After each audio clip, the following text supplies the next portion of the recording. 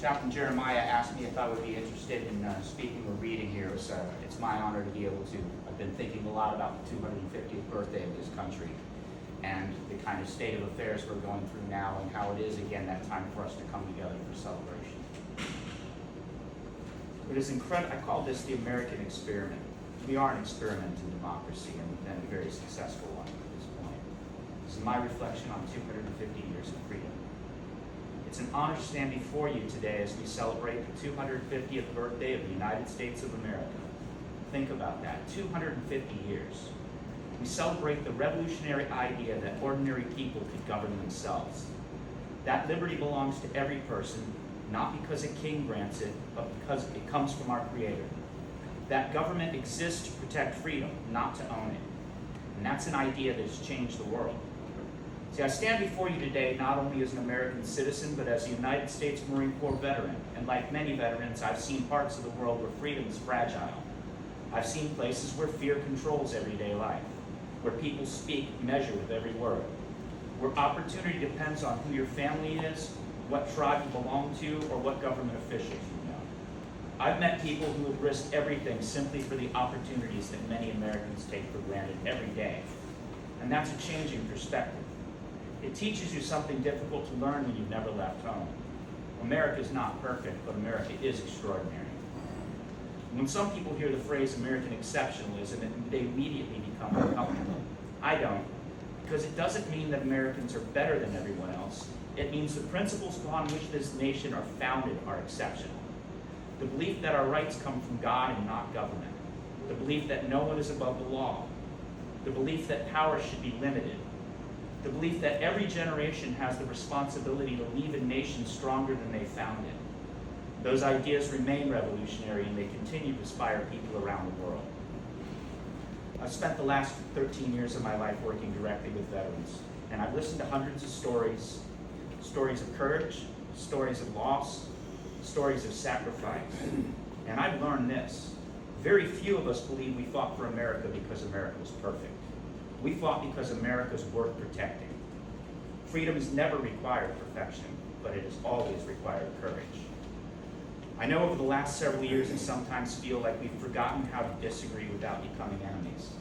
We've become experts at pointing out each other's flaws. We know how to criticize, but we've forgotten how to appreciate. We've come quick to divide ourselves into categories before we recognize our shared humanity. Republican, Democrat, conservative, liberal, rural, urban, rich, poor, veteran, or civilian. Before any of those things, we are Americans. The men who signed the Declaration of Independence didn't agree on everything. The founders argued constantly. Our history is full of disagreements, but they shared something larger than themselves. The belief that the future of liberty mattered more than winning every fight. That's something we need to remember today. And as veterans, we also understand something that isn't often discussed. Freedom is expensive.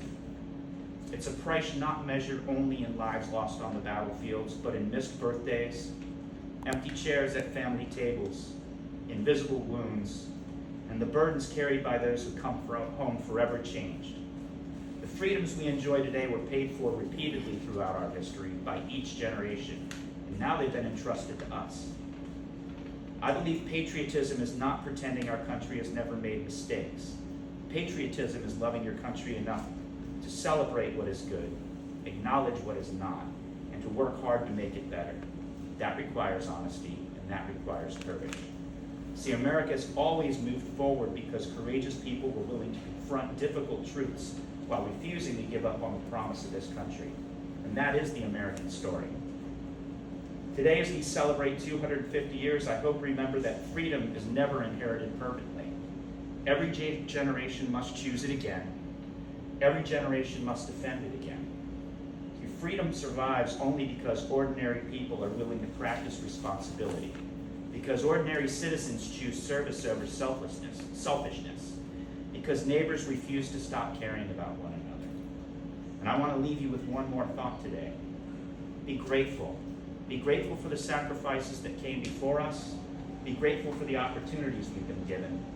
Be grateful that by the accident of birth we live in the most prosperous, generous, and enduring constitutional republic the world has ever known. And that gratitude should inspire responsibility, because one day our children and grandchildren will inherit the America we leave behind. The question isn't simply, does America deserve our love? The question is, will America deserve theirs? And that answer depends on us. 250 years ago, a handful of courageous men pledged their lives to this American experiment, and today we honor them. And may we never forget what an extraordinary privilege it is to be called, to call ourselves Americans.